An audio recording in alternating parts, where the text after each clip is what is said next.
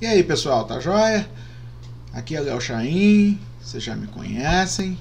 O professor Jorge me chamou aqui hoje, me deu a grande honra de poder contribuir com o grupo de estudo de vocês sobre essa grande obra cuja capa está aí na tela, O Processo, de Franz Kafka.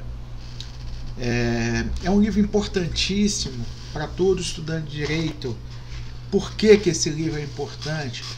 Porque com a leitura dele nós vamos falar de devido processo legal, vamos falar de ampla defesa, vamos falar de contraditório, vamos falar de um direito penal que não tenha um viés meramente punitivo, e vamos falar também de um Estado democrático de direito.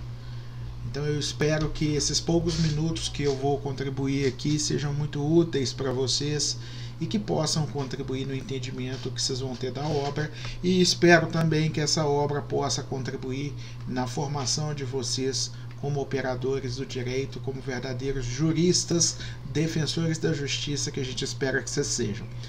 Tá ok? Então, o livro tem várias capas, foi reeditado milhares de vezes.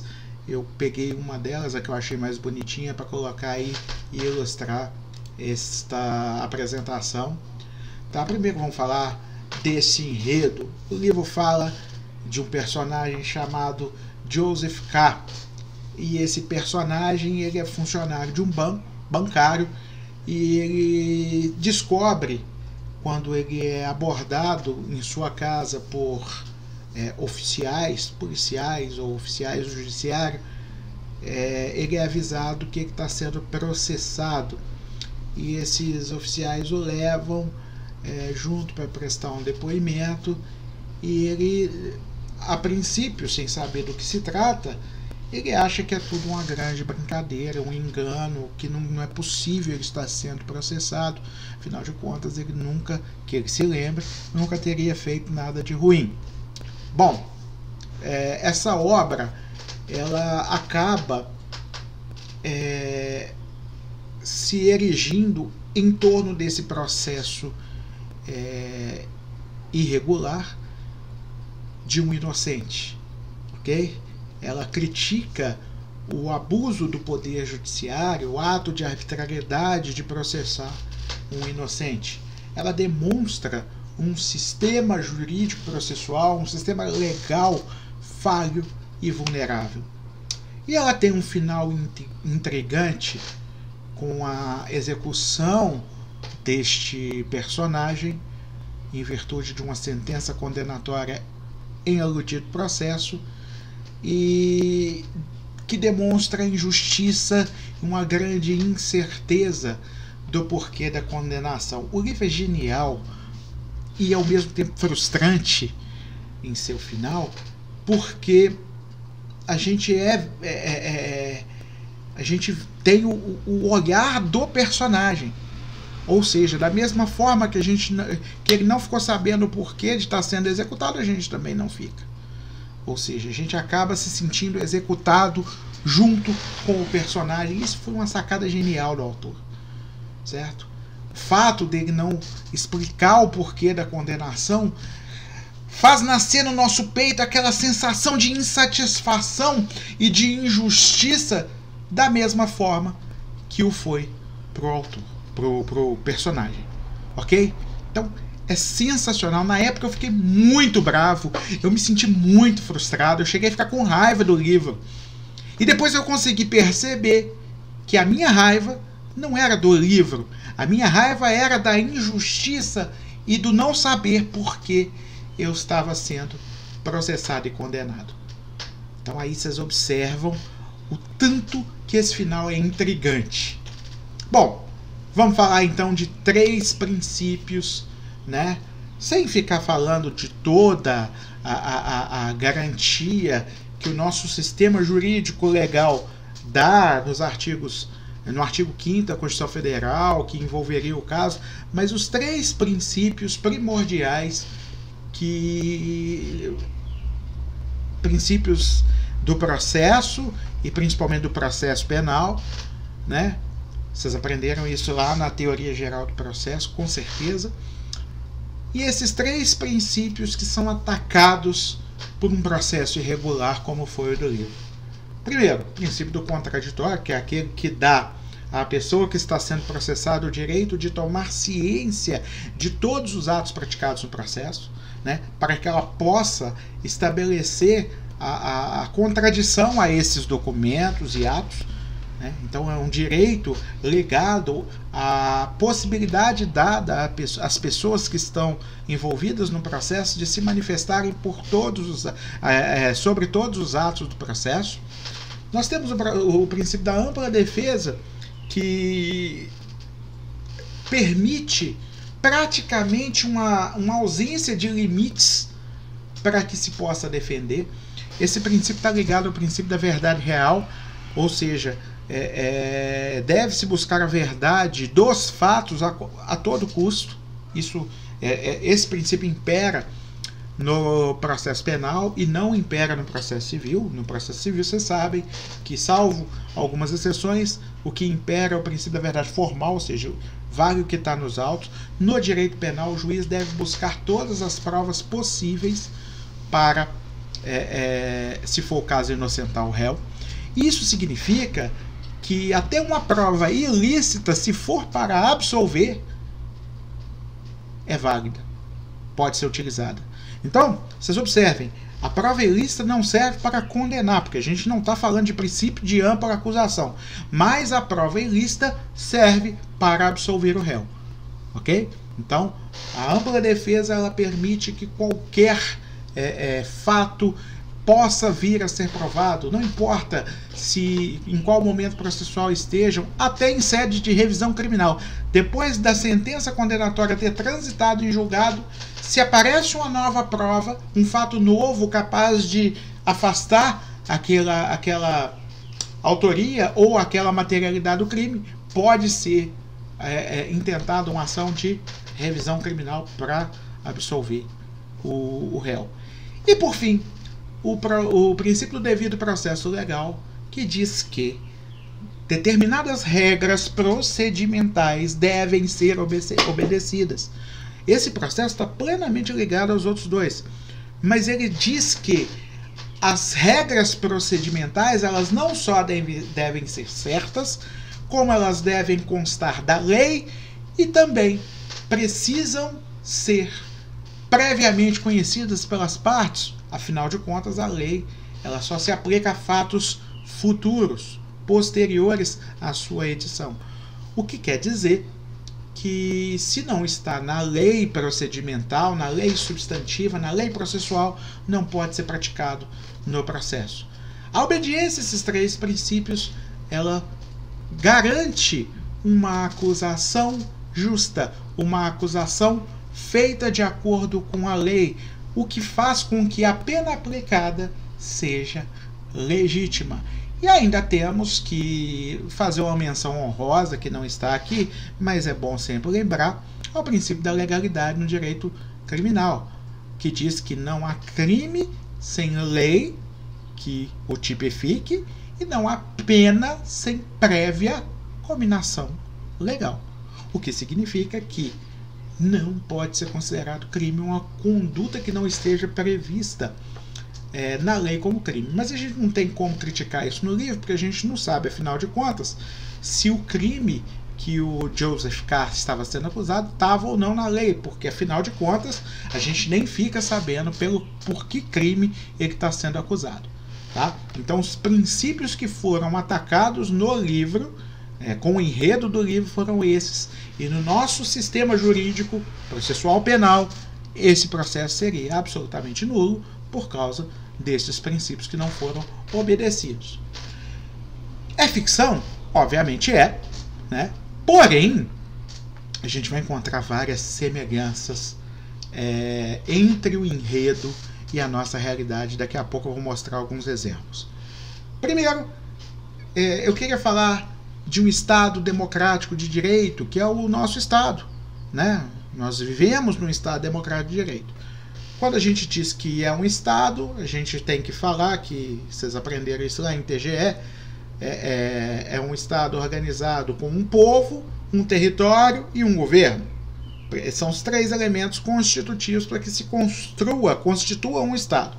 Além disso, ele é democrático, o que significa que o povo participa das decisões através de representantes eleitos, certo? E todo o povo participa do sufrágio, que significa que o povo tem direito a voto. Isso significa dizer que os governantes, aqueles que são eleitos para governar e legislar, eles são eleitos pelo povo, e o povo participa do poder através desses representantes.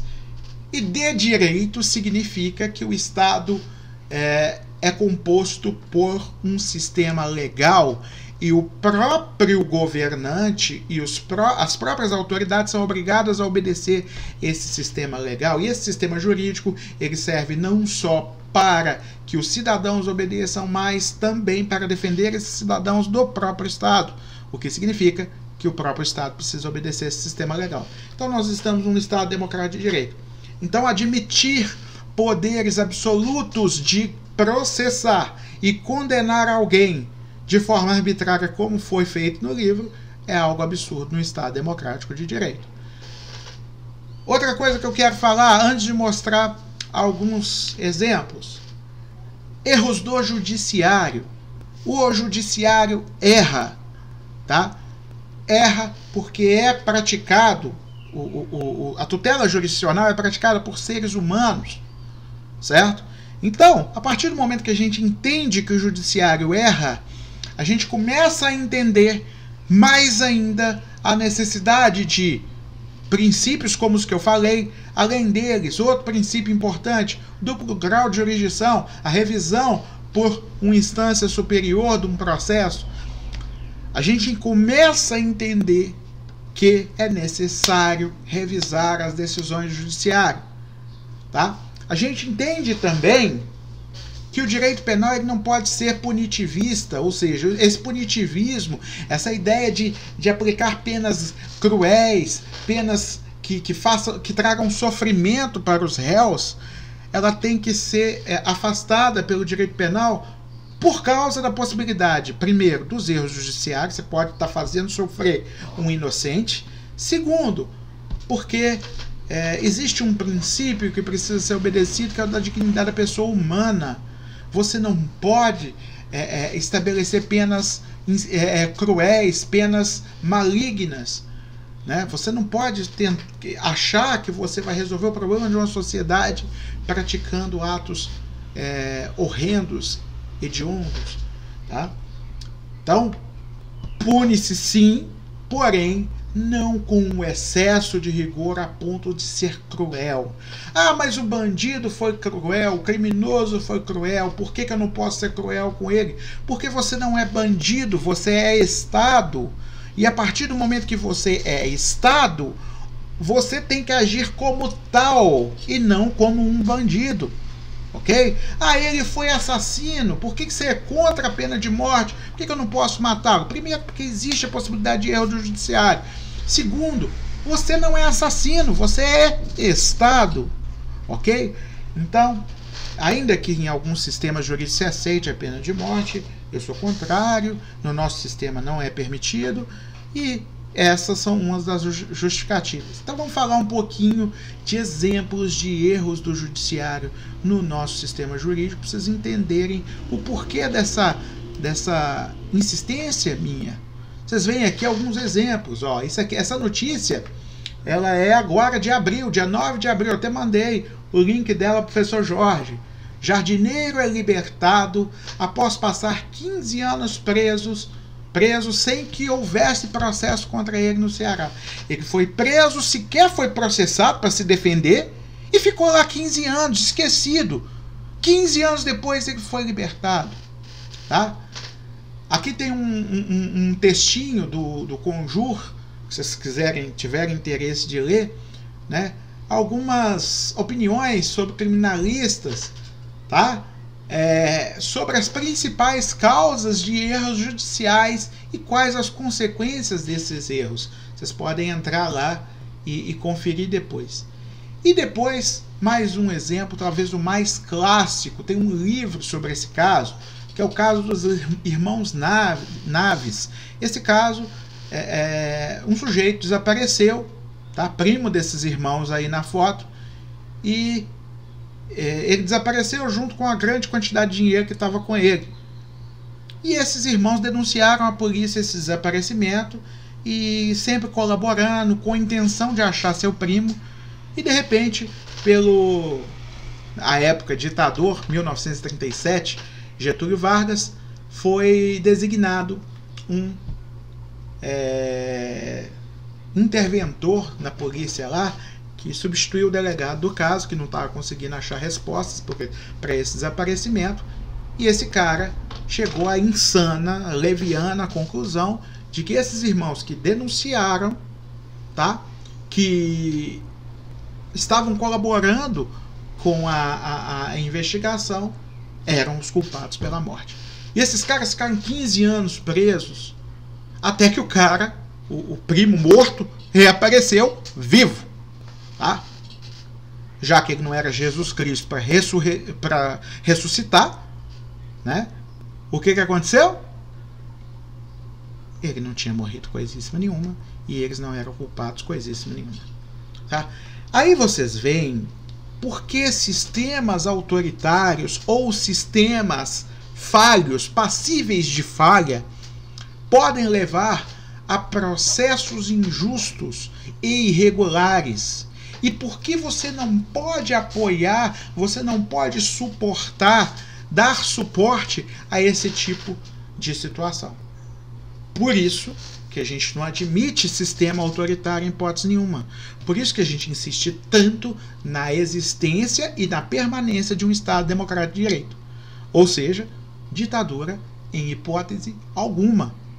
Por isso que toda ditadura não presta, tá? Seja ela de direita, como a de Vargas e a militar de 64 a 85 no Brasil, seja ela de esquerda, como a gente tem alguns outros exemplos no mundo.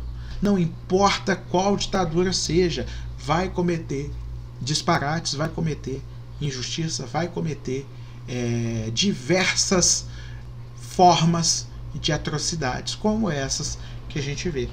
Obviamente, o sistema jurídico do processo de Franz Kafka era um sistema jurídico absolutamente e insuportavelmente autoritário, né?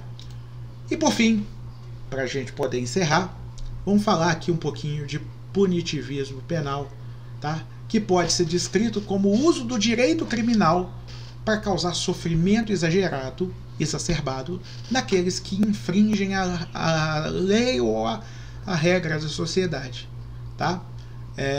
Bom, essa pequena definição eu tirei deste link que está aí abaixo. Vocês podem ler esse artigo. Um artigo acadêmico feito por um acadêmico de direito, tá? Deixa eu só lembrar o nome dele aqui.